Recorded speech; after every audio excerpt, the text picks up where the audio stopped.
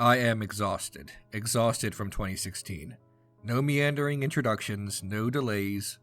Here are the 10 worst movies I sat through in 2016. Number 10. Batman v Superman: Dawn of Justice, an overlong title for an overlong movie of excess. Excessive philosophical ponderings that were not justified by the weight of the movie itself. Excessive murder, excessive bleakness. This is what happens when a parent scolds a child for spending too much time with comic books and action figures, and then the child grows up to prove them wrong and prove how serious a billionaire dressed up like a rodent who abuses the mentally disabled really is. How serious spandex space Jesus really is. See, God and stuff, Mom. We have killed Superman with these movies, and Batman has finally achieved his goal of being everything he hated. Number 9. Sausage Party. I am confounded by this movie, not by the fact that it is another bad animated movie, a faux edgy piece of trash, but confounded by the fact that this received a reasonable amount of critical praise. Maybe I am out of touch with what is funny, that's entirely possible, but a food orgy complete with non-existent holes is among the least funny things I can conjure in my imagination. Its message is that of atheism, and while the hot dog character... God, I hate that I have to say that. The hot dog character learns a lesson about broaching the subject with more respect. It is undercut by the lack of taste in the film itself, complete with revolting stereotypes like a Latina lesbian who is, of course, a taco, and a Jewish stereotype who is naturally a bagel, and about 8,000 more. Number 8. Suicide Squad. At least Batman v Superman had ambition to be something greater. Suicide Squad is perfectly comfortable in the gutter. Stuffed to bursting with editing problems, cut together with a rusty chainsaw, and scored with your 40-year-old soccer mom's classic rock mix cassette. It is an obnoxious, tone-deaf film that is further proof that the DC Extended Universe was dead on arrival with Man of Steel, and now we're just painfully trying to reanimate its corpse. It is an absolute mess from front to back. And before someone says it was going to be great but was ruined in editing, I sincerely doubt there is some holy grail version of this god-awful movie that somehow is the superhero masterpiece its most ardent apologists hoped for. Number 7. London Has Fallen. If there was ever a movie that could encapsulate the mood of a year, it would be this D-grade action flick. The story is that Middle Eastern people are looking to kill the world, and an American tortures them and tells them to go back to Hedistan, actual quote. It's not the goofy jingoism of, say, Independence Day, but the mean-spirited jingoism, the frightening nationalism that boiled over into tragedy last year.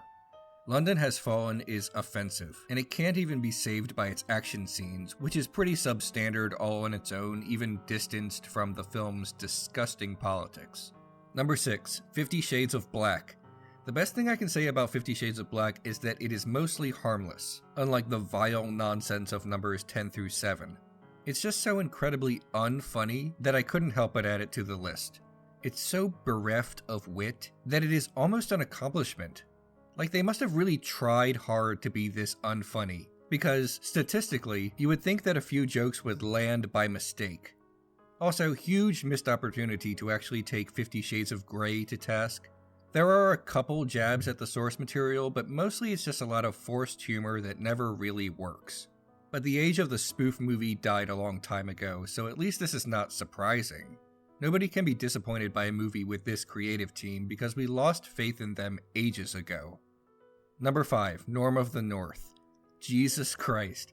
Originally meant to be a direct-to-video release, some studio hotshot decided that kids are stupid and will see any flashing lights and talking animals you throw in their peripheral vision and cry until their parents come along with them and spend their money on 3 to 6 tickets depending on the family size.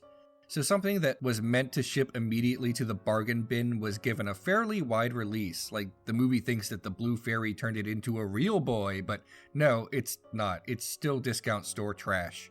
The protagonist is played by Rob Macon copies the hot chick the animal Schneider, and that alone should send up an infinite amount of red flags.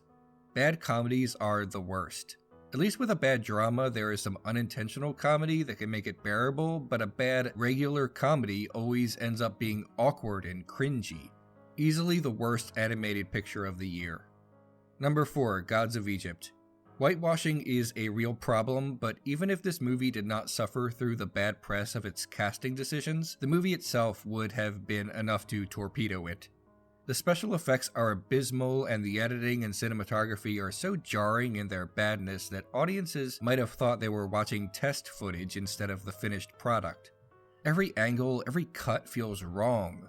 The same director who made Dark City created this film, and you wouldn't know it to look at it. Also, for the life of me, I cannot remember the plot. I think someone betrayed someone else, and Anubis? You know what? It does not matter. Number 3, The DoOver. I've been reading a lot of worst of 2016 lists, and this movie does not come up very often. I think because critics largely did not feel obligated to watch another Adam Sandler movie, with the excuse being that it was a Netflix exclusive and did not have a theater release. Well, I watched it, and I loathed it. The plot is that Adam Sandler and David Spade need to go on vacation and cure cancer. That's the movie. Waterboy and Dennis Finch from Just Shoot Me need to cure cancer in a buddy action comedy, and there is no part of that description that makes sense or could be appealing. Adam Sandler's Happy Madison Productions will continue on Netflix for a while, so at least that means his movies won't fill up space at your local multiplex, but the problem is those theaters are now being filled with the likes of Number 2, God's Not Dead 2. Propaganda and exploitation are alive and well, especially if you happen to work at PureFlix. This is not a movie for popcorn audiences or even Christian audiences. It's a movie for a very specific type of Christian who mistakenly believes that being a member of the majority means you are the one being persecuted. The ending of the film has a list of court cases that claim Christians are having their religious freedom trampled on, but even a quick Google of every court case shows that this so-called anti-religion discrimination is almost always about Christians discriminating against homosexuals and other maligned groups. Christian movies can be so good if done right, but this is a cheap, exploitive cash grab for the already converted. It's a foul movie, rotten to its core. And number 1, Collateral Beauty. It takes a lot for something to grab the top spot from a literal propaganda film that openly flaunts discrimination against the LGBT community. I really thought God's Not Dead 2 would be it, but Collateral Beauty is so bizarre and so ill-conceived that it needs to be number 1, and I am in awe of how bad it is. A man loses his daughter and develops the tearjerker Oscar bait version of depression, magical depression. Elaborate domino construction and writing letters to the concepts of love, time, and death depression.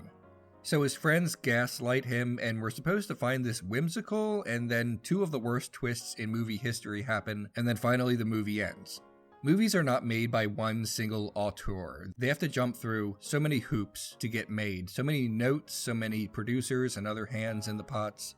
And it's amazing, throughout all of this, nobody said, hey, maybe we shouldn't do this.